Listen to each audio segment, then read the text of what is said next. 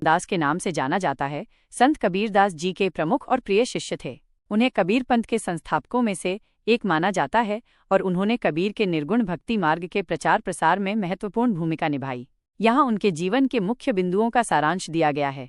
जन्म और परिवार। उनका जन्म लगभग संवत 1452 या कुछ स्रोतों के अनुसार संवत 1462 में मध्य प्रदेश के बांधवगढ़, जो आजकल जबलपुर के पास है, में हुआ था। वे एक समृद्ध वैश्य परिवार से थे। उनके पिता का नाम मन महेश जी था। उनकी पत्नी का नाम अमिनी देवी था, जिन्हें सुलक्षणावती भी कहा जाता है। उनके 2 पुत्र थे, नारायण दास और चूड़ामणि या मुक्तामणि। प्रारंभिक आध्यात्मिक यात्रा। शुरुआत में उनके गुरु का नाम रूपदास बताया जाता है। उन्होंने तीर्थ यात्राएं की और विभिन्न संतों व धर्मों के बारे में ज्ञान प्राप्त किया।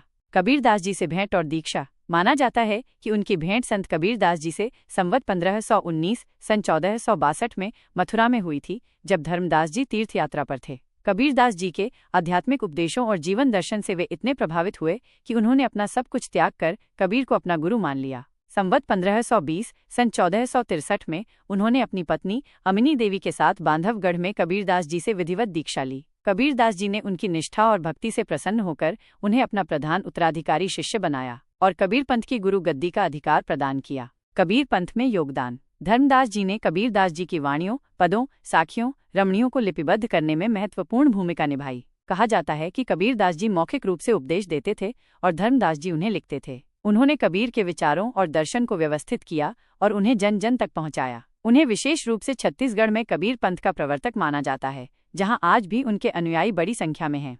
रचनाएं। उनकी सबसे प्रसिद्ध रचनाओं में से एक सुख निधान है, जो कबीर के सिद्धांतों का सार प्रस्तुत करती है। धर्मदास शब्दावली भी उनकी एक महत्वपूर्ण रचना है, जिसमें उनके अपने पद और गीत संग्रहित हैं।